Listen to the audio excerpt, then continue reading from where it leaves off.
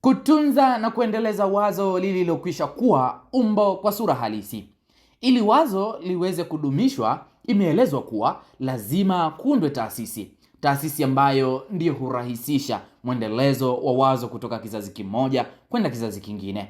Taasisi lazima iwe na utamaduni wake, utamaduni ambao unatoa malengo na kauli mbiu ya namna ya kuweza kufanikisha matarajio ya kuanzishwa kwake. Kwa mfano, nimekuwa nikisukumwa na nguvu iliyomo ndani yangu kuutaarifu umma ya kwamba kuna tatizo la kifikra katika kujitegemea kwa manufaa ya Afrika moja. Na tatizo lenyewe limetokana na kutawaliwa kifikra kwa kufuata mila na desturi za kimagharibi na uasia. Hali iliyopelekea kuikana asili yetu katika namna ya kuendesha shughuli za kiroho, ambayo ndiyo chanzo cha kifalsafa cha kufungamana na mazingira yanayomzunguka kila binadamu. Dhana ambayo ilianzishwa na kuridhishwa toka kwa wahenga wa kwanza kuumbwa kutoka kwenye chimbuko la binadamu wote, ambaye kwa jamii ya sasa ndiye Mwenyezi Mungu.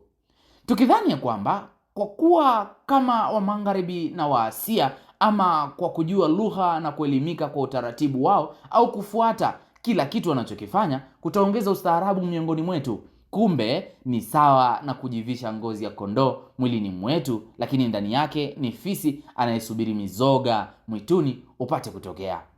Msukumo huo ukanifanya kuchunguza kwa kina, kisha kubaini wapi tulikosea. Hatimaye kuja na wazo la kuandika kitabu kwa faida ya vizazi vijavyo na vilivyopo sasa. Kitabu sasa kimeandikwa na kuchapishwa, lakini sasa kimegharimu muda pamoja na sehemu ya fedha ambayo ni hazina kwa ustawi wa maisha yangu na familia yangu.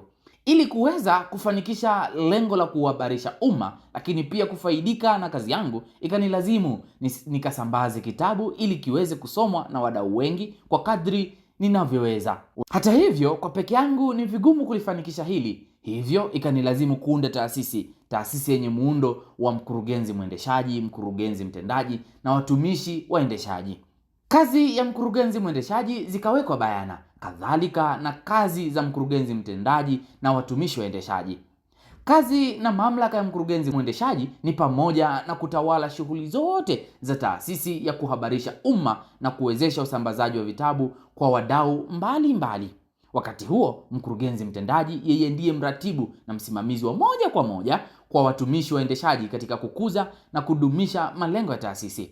Watumishi waendeshaji wao ndio chachu ya uzalishaji na usambazaji wa bidhaa kwa kadri ya mahitaji kwa wahitaji.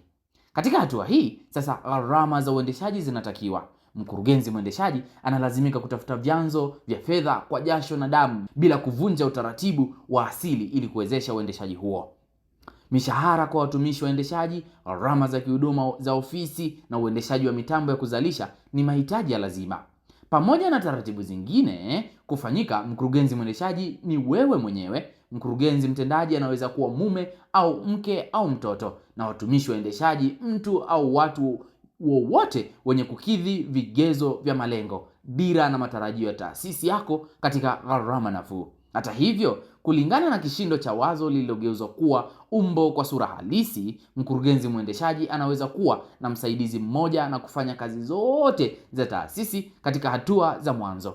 Kadiri wazo linavyozidi kukua na kupanuka na mahitaji kuongezeka, lazima muundo wa taasisi ufuatwe. Ikumbukwe, wewe ni mrithi kwa wazazi wako ambao walirithi kutoka kwa wazazi wao, na wao vile vile ndivyo nawe unavyopaswa kuambukiza utamaduni huo kwa watoto ambao ndio uzao wako mpya, na wao pia waelimishwe kuhusu kuambukiza utamaduni huo kwa vizazi vyao. Dhana hii ndiyo maana ya elimu ya namba kama ilivyogusiwa hapo awali.